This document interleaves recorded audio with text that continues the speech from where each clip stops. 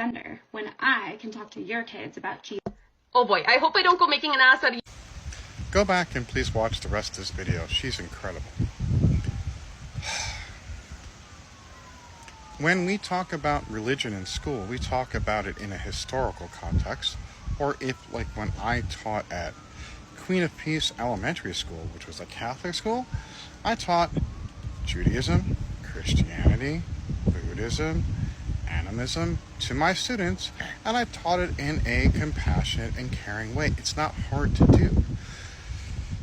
In a religious school, you can say that you find Christianity fits blah, blah, blah.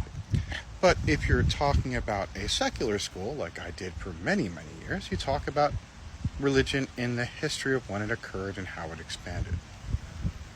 Like Islam, for example.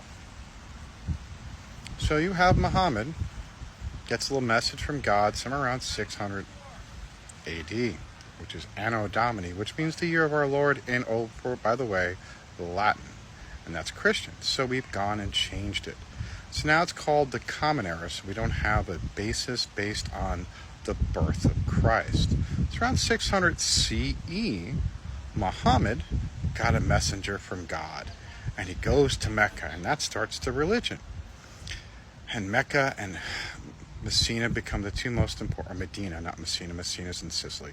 Mecca and Medina become the two most important holy cities, aside from Jerusalem, inside of Saudi Arabia. And then it spends the next 200 years expanding both east and west.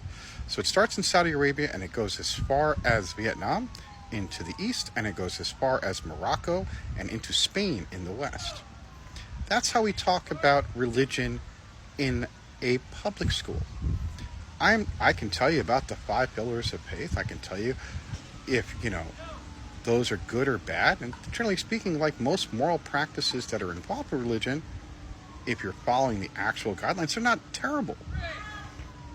Take care of the poor, give alms, like things that are, be kind to each other. Those things are all pretty much universal as human beings. The problem is, you want to teach Christianity as the ultimate religion and everything else is wrong. Well, only 1 out of every 8 people is Christian, which means 7/8 of the world disagrees with you. And we are a non-Christian nation.